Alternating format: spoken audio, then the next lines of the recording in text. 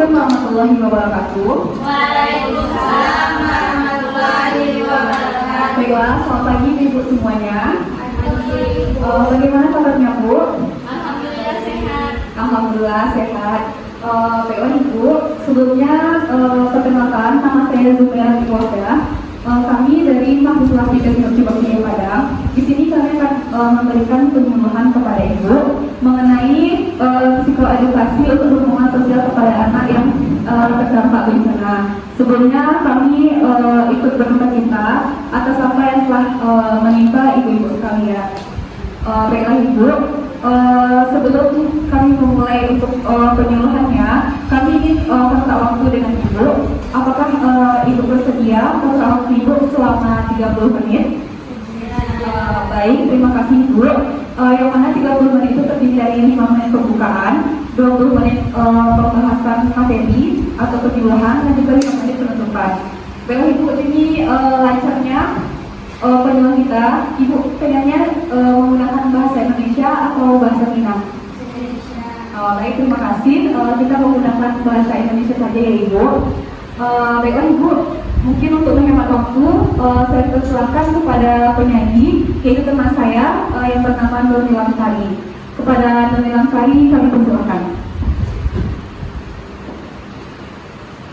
Baiklah, terima kasih kepada moderator yang telah memberikan saya waktu untuk menyajikan materi penyuluhan pada hari ini. Baiklah, Assalamualaikum warahmatullahi wabarakatuh. Waalaikumsalam warahmatullahi wabarakatuh.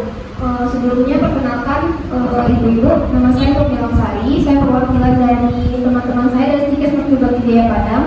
Di mana hari ini kami mahasiswa dari Stikes mengadakan penyuluhan kepada ibu-ibu korban bencana dari gempa dan tsunami.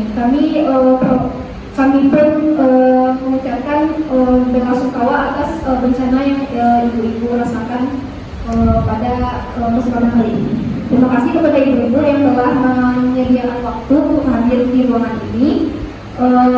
Lalu di kesempatan kali ini kami akan melakukan penyuluhan dengan judul penyuluhannya yaitu psikoedukasi untuk dukungan sosial kepada anak yang terdampak bencana.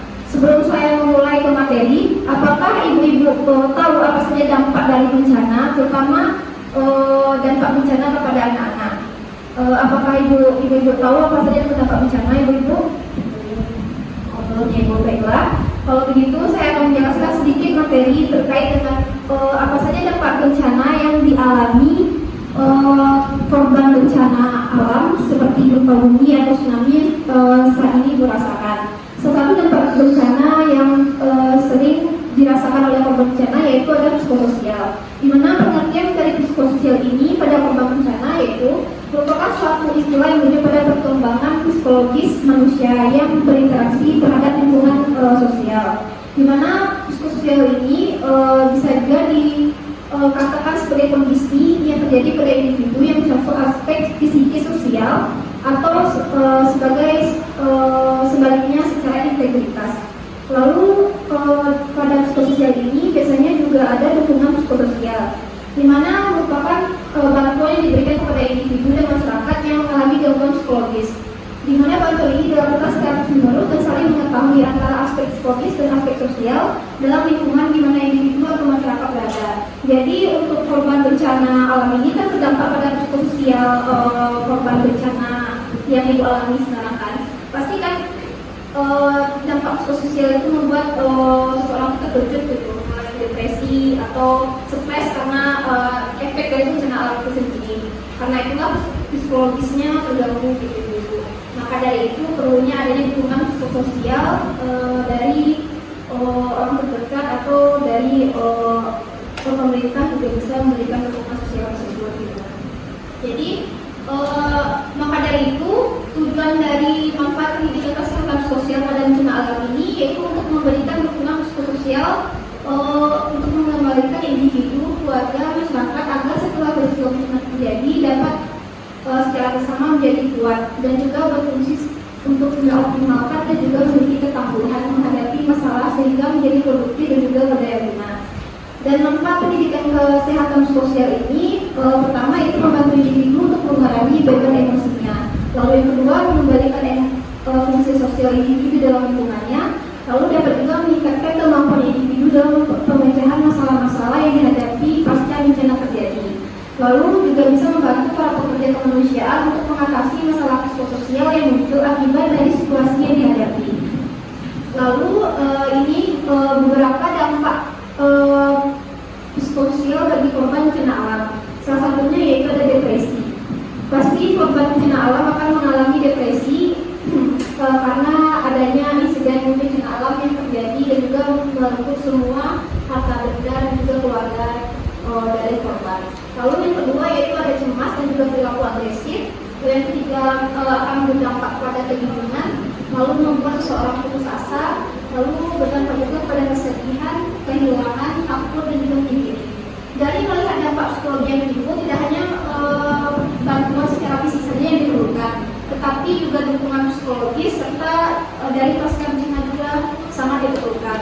Selain dukungan psikologis ini biasanya juga diperlukan juga dukungan spiritual gitu. Next.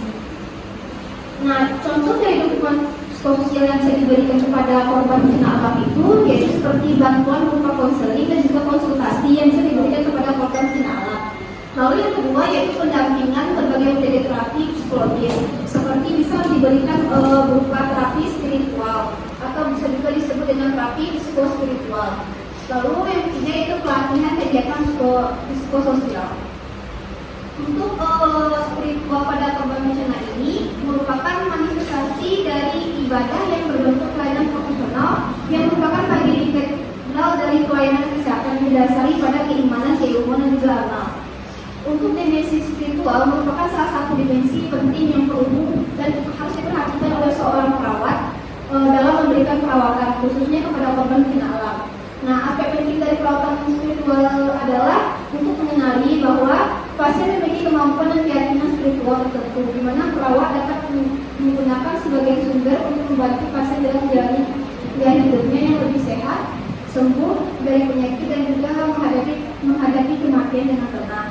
Nah, spiritual ini juga dapat bermanfaat kepada korban bencana alam untuk membuat korban bencana alam dapat kuat dan bertahan dalam menghadapi bencana yang mereka alami.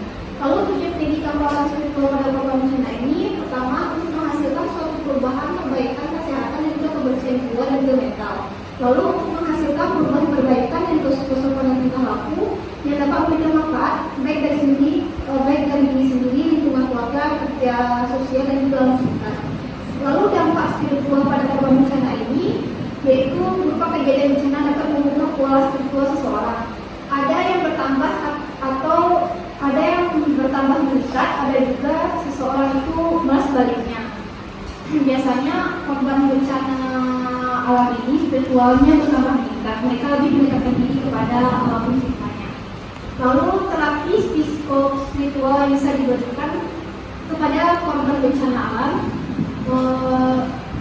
dan ini bisa ibu terapkan untuk membuat ibu lebih rileks ketika ibu mengalami depresi atau cemas ketika menghadapi bencana.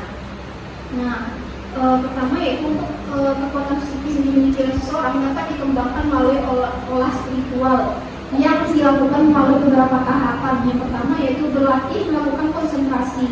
Ibu-ibu bisa berlatih melakukan konsentrasi, lalu berlatih untuk mengungkapkan hasil konsentrasi melalui pikiran. Caranya itu ibu-ibu bisa mencari tempat yang nyaman, lalu mencari tempat duduk yang nyaman untuk ibu melakukan konsentrasi gitu. Jadi ibu bisa memikirkan hal-hal yang bagus, misalnya memikirkan tempat-tempat yang bagus, atau ibu bisa sambil berpikir atau membaca surat-surat pendek Al-Quran gitu. Nah, lalu agar dapat mengekspresikan kekuatan psikis itu, seseorang harus memiliki kekuatan tubuh atau kesehatan fisik. Nah, untuk melakukan terapi ini tentunya harus fisiknya itu harus sehat terlebih dahulu. Nah, lalu berlatih menjaga kestabilan dan juga ketegangan dalam berpikir. Lalu berlatih mengumpulkan kekuatan psikis yang selanjutnya digunakan untuk bertindak.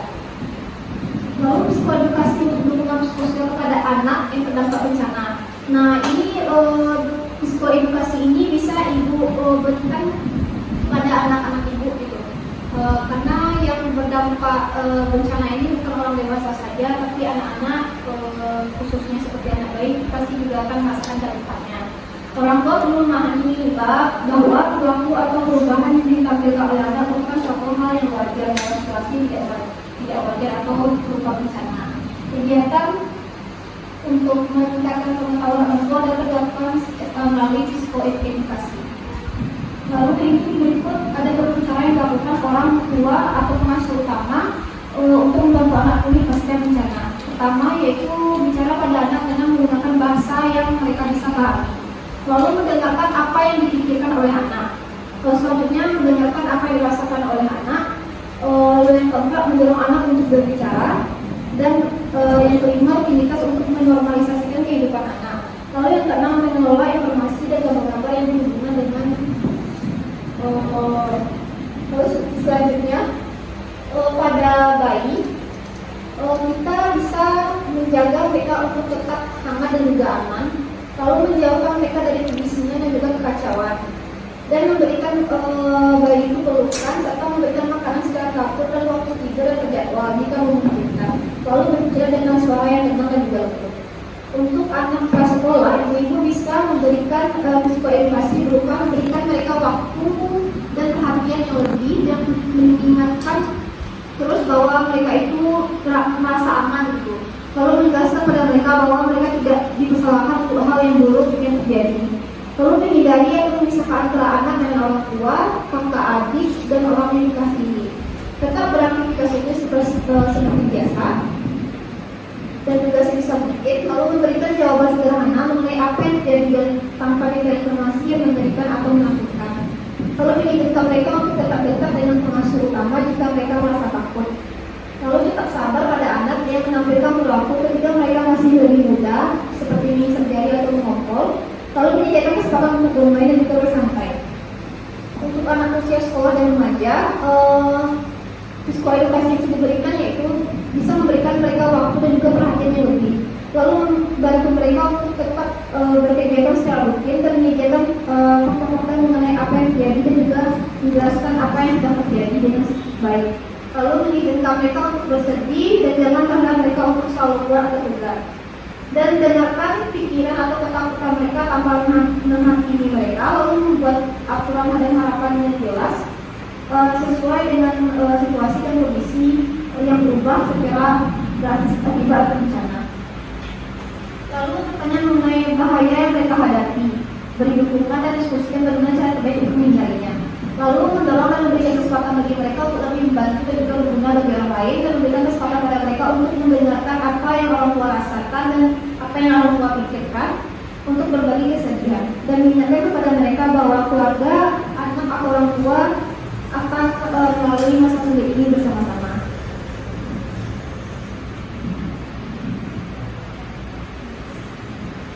Baiklah, mungkin sekian presentasi dari penyajian penyuluhan pada hari ini. Terima kasih, saya kembalikan kepada moderator. Assalamualaikum warahmatullahi wabarakatuh. Baiklah, terima kasih kami ucapkan kepada teman kami yang menyumbang sekali, yang bagaimana materi penyuluhannya sangat berguna sekali untuk kita ya ibu-ibu sekalian. Oleh karena itu kita kasih aplaus terlebih dahulu. Baiklah ibu-ibu, apakah ada yang ingin dipertanyakan? Oke, silakan ibu, siapa namanya ibu?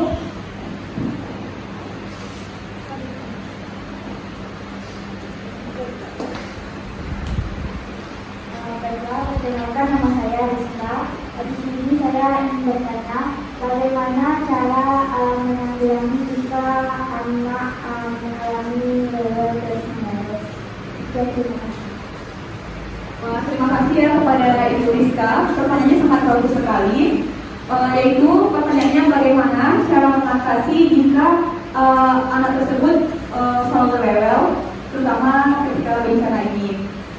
Baiklah, kepada fasilitator kami persilakan yaitu Yola Dwi Mayana.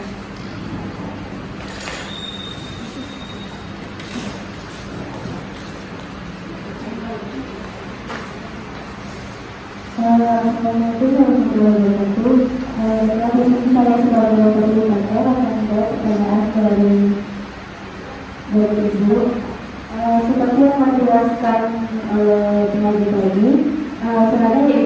menjaga mereka untuk tetap hangat dan aman. Yang kedua, menjauhkan mereka dari kebisingan dan kekacauan. Yang ketiga, memberikan pelukan. Yang keempat, memberi makan secara teratur atau tidur dan terjadwal jika memungkinkan. Yang terakhir yaitu berbicara dengan suara yang tenang dan lembut. Terima kasih. Terima kasih banyak ya Ibu Ilza. Baiklah, kepada Ibu Rizka, apakah Ibu bisa menerima jawabannya Bu atau ada yang ingin Ibu tanyakan kembali? Oke, terima kasih Ibu. Kita kasih aplaus dulu ke Ibu Rizka. Baiklah Ibu sekalian, apakah ada yang ingin didiskusikan lagi? Oke, tidak, cukup ya. Baiklah, sebelum kita menutup acara pertemuan ini, kami ingin dari Ibu sekalian mungkin ada yang bisa menjelaskan atau ringkasan dari materi yang telah disampaikan oleh Mbak Nilam tadi. Ada yang oke? Kepada Ibu, kami silakan Bu.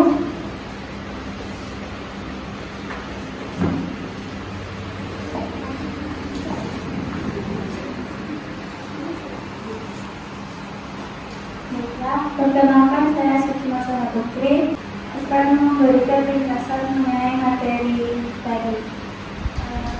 Yang pertama, pengantar fisikal adalah pada korban bencana yang merupakan suatu istilah yang merujuk pada perkembangan psikologis manusia dan interaksinya terhadap lingkungan sosial.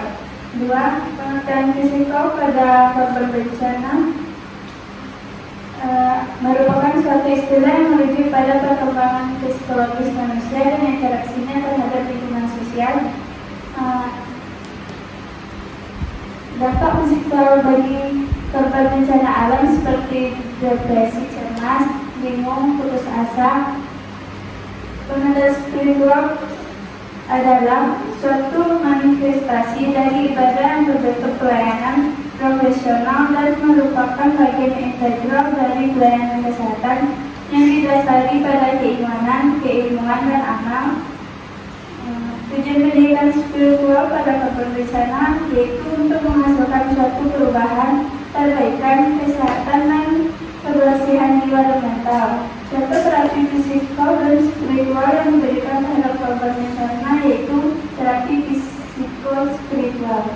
Sekian yang dapat saya sampaikan. Terima kasih. Assalamualaikum warahmatullahi wabarakatuh. Baiklah, terima kasih kepada Ibu Suci yang telah menginfokan materi kita pada pertemuan hari ini. Kita kasih aplaus dulu kepada Ibu Suci. Baiklah Ibu, dengan berakhirnya kesimpulan dari Ibu Suci tadi, maka berakhir juga pertemuan kita pada hari ini. Semoga Ibu dapat menerapkan materi yang kami berikan kepada kehidupan Ibu sehari-hari, dan semoga Ibu tetap bersemangat untuk menjalani kehidupannya ke depannya.